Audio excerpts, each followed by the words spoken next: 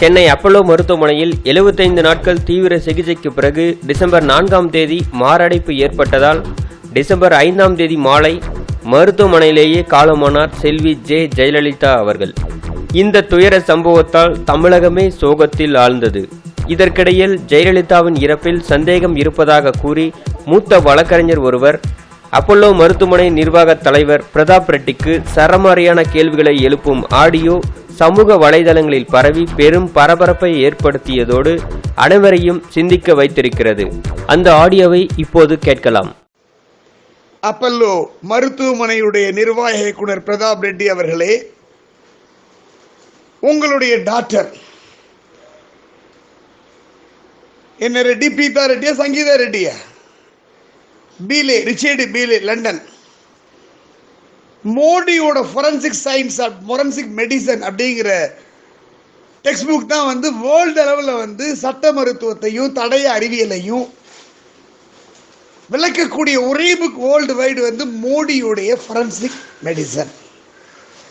அதில் 934 பக்கம் வந்து ஃபொரன்சிக் மெடிசனை பற்றியும் ஒரு 537 பக்கம் வந்து டாக்ஸிகாலஜியை பற்றியும் சொல்லுது. பிரதாப் ரெட்டி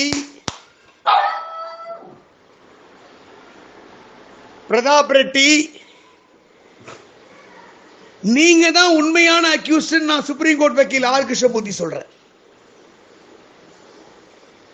எங்களுடைய புரட்சி தலைவி டாக்டர் ஜெயலலிதா அம்மா அவர்களுடைய வலது கன்னத்தில் 4 ஹோல்ஸ் போட்டிருக்கீங்க.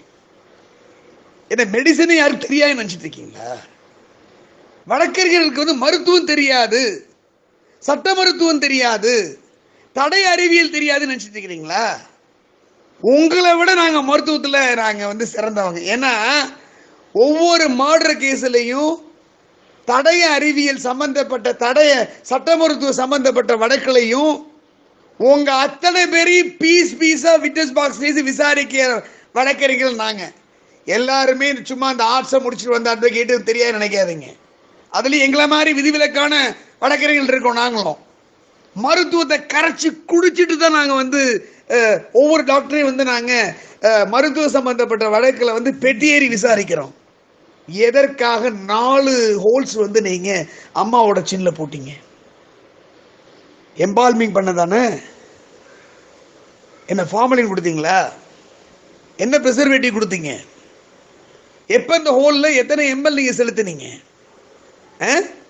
பாரத பிரதமர் நரேந்திர தாமோதர் தாஸ் மோடி சொல்றாரு 11 o'clock ட்வீட் பண்றாரு, சேட் தி டிமைஸ் ஆஃப்ன்றாரு. என்னுடைய சகோதரரும் மூத்த சகோதரரும் நண்பருமான சுப்பிரமணிய சுவாமி சொல்றாரு 6 மணிக்கு நான் சொல்றேன் மேட்டர் வெளில வரும், 11 மணிக்கு வெளில வரும்ன்றாரு. 11:30 மணிக்கு நீங்க தந்தி டிவியில ரங்கராஜ் பாண்டே 6 மணிக்கு சொன்னோன்னு விதிரா வாங்கிட்டு என்னடா கேலி கூத்து,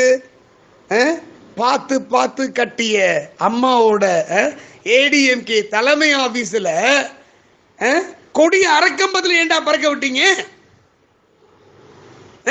என்ன அம்மா வந்து அவ்வளவு உங்களுக்கு சும்மா போயிட்டாங்களா? நான் கேட்கிறேன். இருக்கிற வரைக்கும் என்னடா ஹெலிகாப்டர் போட்டு கும்பிட போட்டீங்க? வானத்துல அம்மா வந்தாலே சாராசாரியா போய் நமஸ்காரம் பண்ணீங்க, விழுந்து கும்பிட்டீங்க. கட்சியோட தலைமை அலுவலகத்துல என்ன அந்த ஹாஸ்பிட்டல் அது பொய்யோ நிஜமோ அதை நாங்க வந்து சிபிஐ என்கொயரி கேட்போம். 174 CRPC வழக்கு பதிவு பண்றோம் அப்படிம்போம்.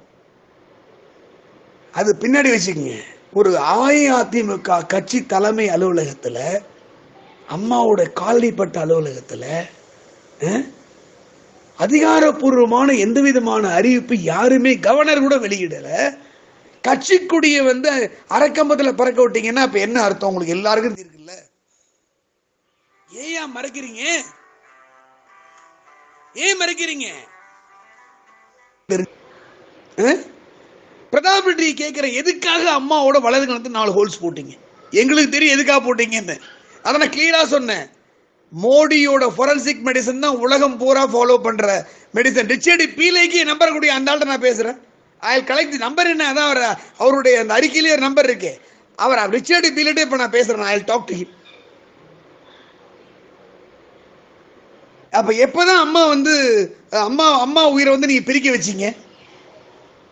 எப்படி சடனா அம்மாவுக்கு வந்து ஒரு ஒரு ஹானரபிள் சிஎம், கூடவே வந்து டாக்டர் பட்டாளம் இருக்கு, புடைசூடு இருக்கு. மர்மம்.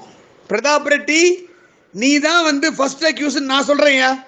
உனக்கு ஒரு லீகல் நோட்டீஸ் அனுப்ப வேண்டியதான் போல இருக்கு. இப்ப